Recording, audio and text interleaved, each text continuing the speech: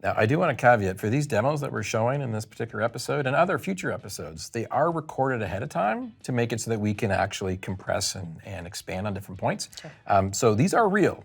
These are not fake, made up type of things. So here you've got your, again, Azure portal using Copilot for Azure, but the big difference now is we've switched from the default mode of simply turning on Copilot inside of the Azure environment, and now we're going to be going and using what's known as agent mode.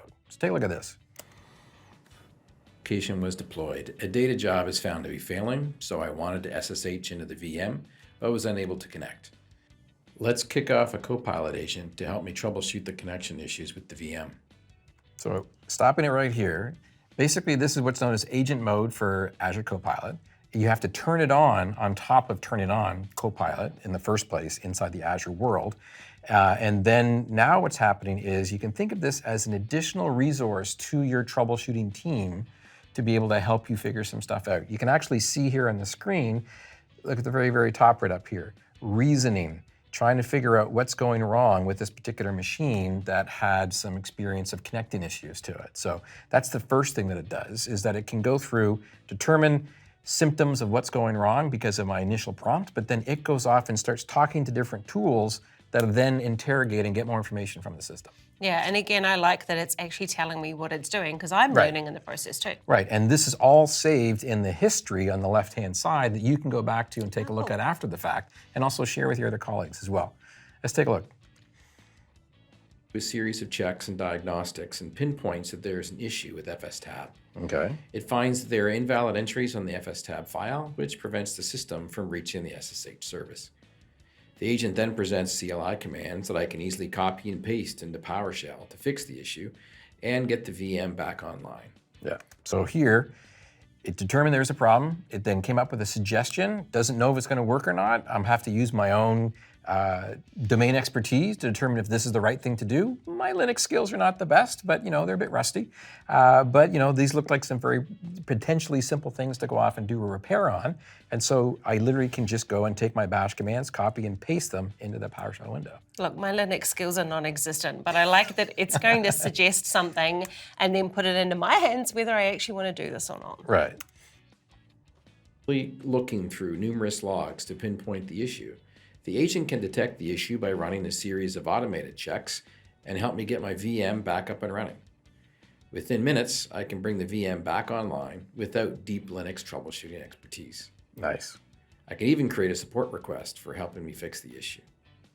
The support agent can pick up the current troubleshooting context and help me create a support request all within the same chat.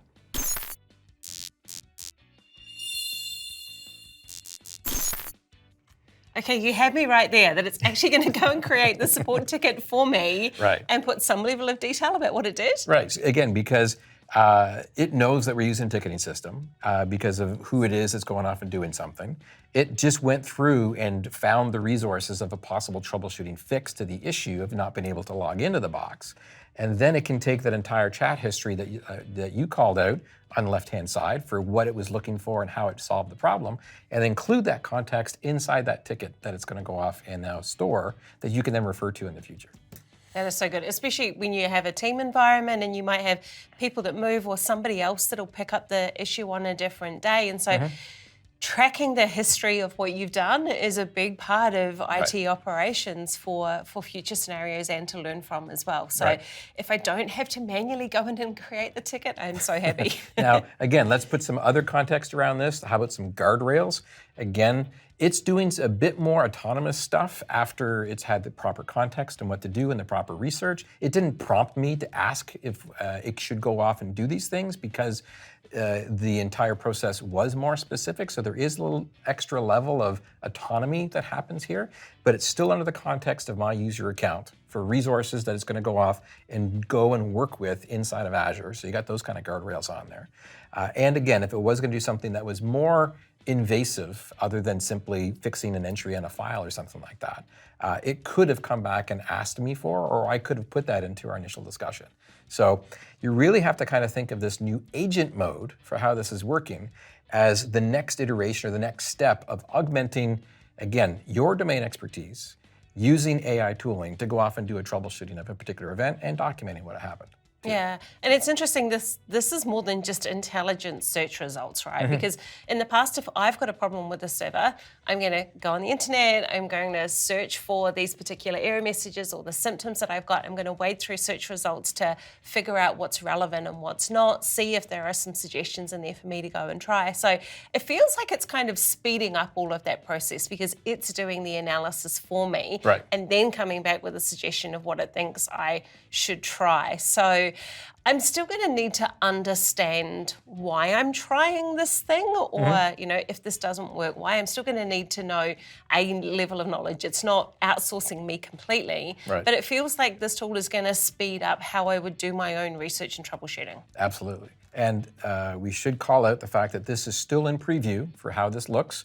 Our engineers are still ideating on the different capabilities that these agents will be able to do. We've got them classified as a bunch of maybe 5 or 6 different buckets of the main things that infrastructure professionals would want to do.